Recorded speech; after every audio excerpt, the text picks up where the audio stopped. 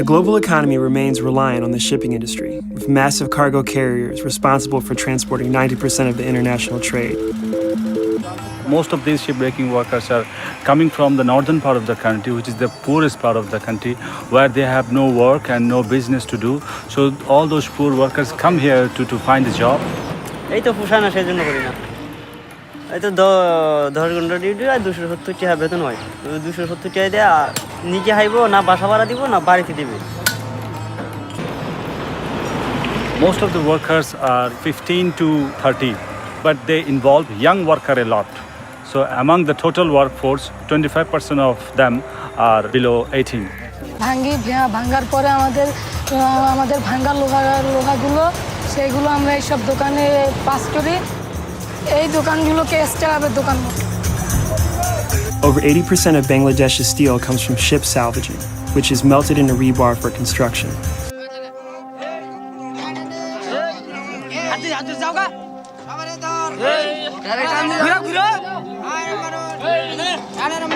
একেবারে যে উপরে যে খানাটা দেখছেন, উপর যে দইটা সেই সিঁড়ি থেকে আবার মানুষ উপরে ওঠে। In 2013, shipyard accidents killed nearly 2 workers a month in Chittagong. Daily exposures to hazardous materials like asbestos, lead, and PCBs cause even more fatalities. জাহাজটা সর্বপ্রথম যে মালিকটা কিনে আনে, তখন জাহাজটা যখন এখানে স্রোত আসে তখনই জাহাজটা এসে কুলে ফিরে। এর আগে যখন এরকম ডাঙ্গায় থাকে তখন জাহাজটা আনতে পারে না, কারণ পানির জন্য জাহাজ চলে না। According to the International Labour Organization, workers face every occupational health and safety hazard. The workers who are working there, they are working without any kind of safety measurement. They are not provided any kind of personal equipment. There is no precautionary measurement for them. They are working without any kind of safety measurement, and there is no treatment and medical facilities for them. Those workers are working there for 12 to 16 hours a day.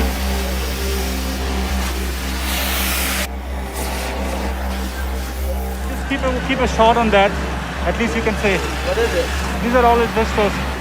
They just lose it out from the pipes. The asbestos are everywhere.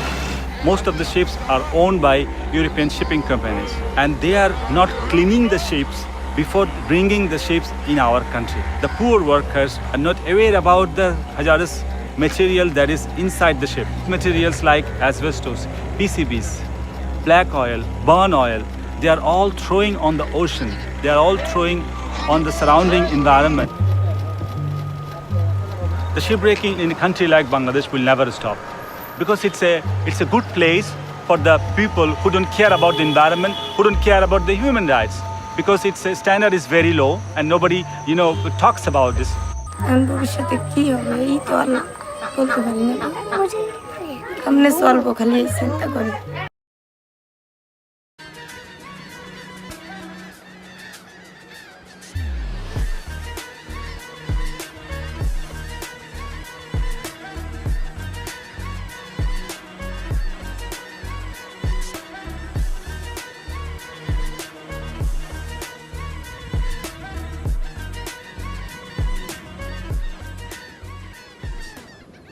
Welcome to the world of shipbreaking in Chittagong, Bangladesh, where the coastline of Siddhakund hosts one of the most intense and controversial industries on our planet.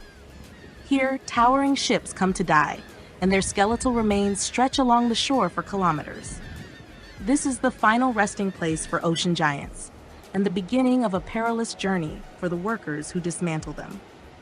Some of the yards are set up on privately owned land, while the majority of companies lease government-owned land. The story says that shipbreaking started in Bangladesh in 1960, when a cyclone caused the stranding of the Greek ship MD Alpine.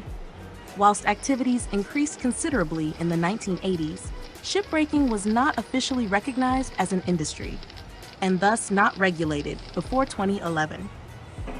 Shipbreaking in Bangladesh is strongly criticized by both international and local NGOs due to its dirty and dangerous practices. Concerns include abysmal working conditions, fatal accidents, exploitation of teenage workers, and severe pollution of the marine environment, as well as the dumping of hazardous wastes.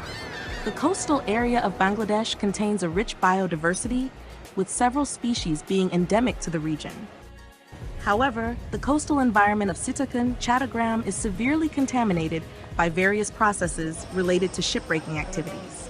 In 2009, following litigation by Bella, a landmark decision by the Bangladesh Supreme Court ordered the closure of all shipbreaking yards in Chattogram, as none held the necessary environmental clearances to operate. After only 2 months of closure, the yards reopened with incomplete authorizations in hand and no change in practice. In 2016, the Supreme Court therefore issued a contempt rule against both the authorities and shipbreaking yard owners for continued breaches of the 2009 order. The case is still ongoing.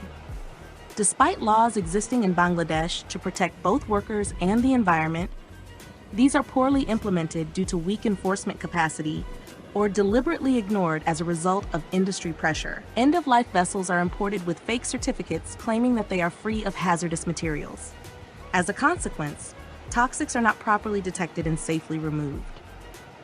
The World Bank has estimated that between 2010 and 2030, Bangladesh will have imported 79,000 tons of asbestos, 240,000 tons of PCBs, and 69,200 tons of toxic paints that originate from end-of-life ships. Since the Chattogram area remains void of storage and treatment facilities for hazardous wastes, these toxics are simply dumped or resold on the secondhand market and cause further harm to surrounding communities. Many of the shipbreaking workers come from the northwest of Bangladesh, a poverty-stricken area with very little industrial activity. There is a strong fluctuation of workers between the yards, as most are employed on day contracts and often return to their villages during the harvest season. Workers are forced to rent unsanitary and improper accommodation.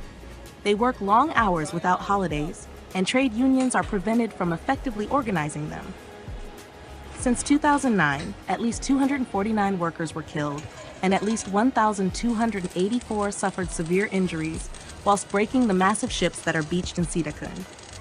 The causes of death at the shipbreaking yards are many, including suffocation, explosions, falls from great height, and crushing due to falling parts of the ship. The hospital building set up by the Bangladesh Shipbreakers Association (BSBA) is operated as a private clinic and can only treat minor injuries. Many workers therefore succumb to their injuries on their way to the closest specialized hospital in Chattogram, the Chattogram Medical College Hospital. Injured workers, moreover, do not automatically receive financial support for necessary medical treatment. This is the harsh reality of the shipbreaking industry in Chattogram, a place where the grandeur of once mighty ships meets the grim struggles of those who dismantle them. Despite the dangers and environmental damage, this industry continues to operate, driven by economic necessity and global demand for scrap metal. It stands as a stark reminder of the complex interplay between industry, environment, and human life. Thank you for joining us on this exploration of the shipbreaking yards in Chattogram. Thank you for watching today's episode. Please leave a like and subscribe down at the bottom. Don't forget to hit that notification bell.